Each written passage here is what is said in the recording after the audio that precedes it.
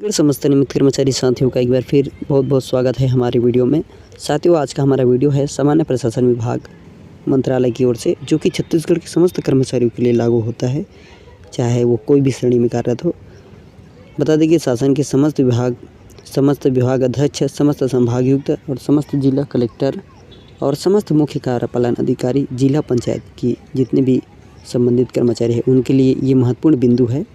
बता दें कि कर्मचारी की मांग जितनी सक्रियता है उतनी ही सक्रियता से शासन प्रशासन का नियम है, जिसके संबंध में इस वीडियो के माध्यम से महत्वपूर्ण जानकारी लेकर आए हैं आप सभी के लिए।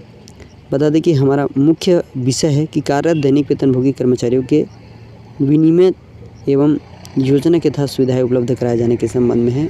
जो कर्मचारी नियमितीकरण से वंचित है, जो दैनिक वेतनभोगी के रूप में वेतनमान, वेतन वृद्धि, महंगाई भत्ता, उपादान आदि का लाभ दिए जाने के सहित कंडिका के क्रम में जो विभागीय अधिसूचना है और जो सूचना 3 दिनांक 2 फरवरी 2017 को मध्य प्रदेश दैनिक वेतनभोगी सेवा की शर्तें नियम 2013 को जो राजपत्र में प्रकाशित किया गया था, उनको निरस्त किया गया है। और उक्त नियम निरस्त होने से अर्धवार्षिकी आयु जैसे कि राष्ट्रीय पेंशन स्कीम, अवकाश का दाचरण एवं सेवा समाप्ति का भी राज्य शासन द्वारा नियमानुसार निर्णय लिया गया है। अब बता दें कि पहला जो बिंदु आता है अर्धवार्षिकी आयु।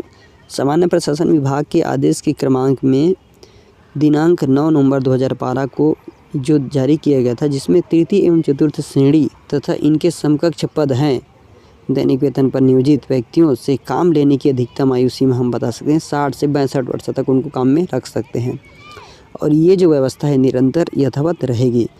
दूसरी बात है कि यहाँ सुनिश्चित किया जाता है कि तृतीय श्रेणी के पदों पर कार्यरत दैनिक वेतनभोगी को 60 वर्ष तक एवं चतुर्थ श्रेणी पे कार्यरत दैनिक वेतनभोगी कर्मचारी को 62 वर्ष आयु पूर्ण पर सेवानिवृत्त होगी।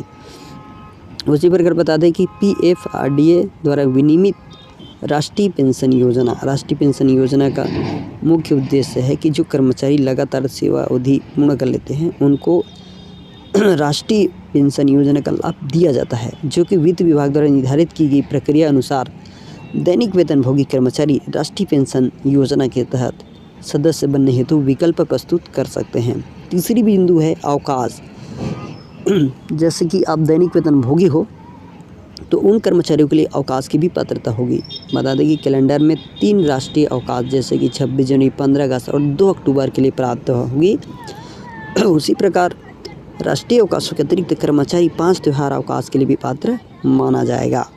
ऐच्छिक अवकाश की भी स्थानीय अवकाशों को सूची में से अवकाश को चुने जा सकते हैं।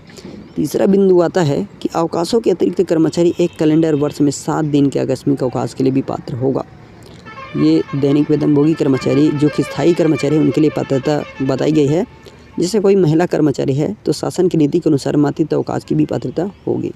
साथियों, वीडियो लंबा हो जाएगा तो नेक्स्ट वीडियो में इसकी पूरी जानकारी देते हैं।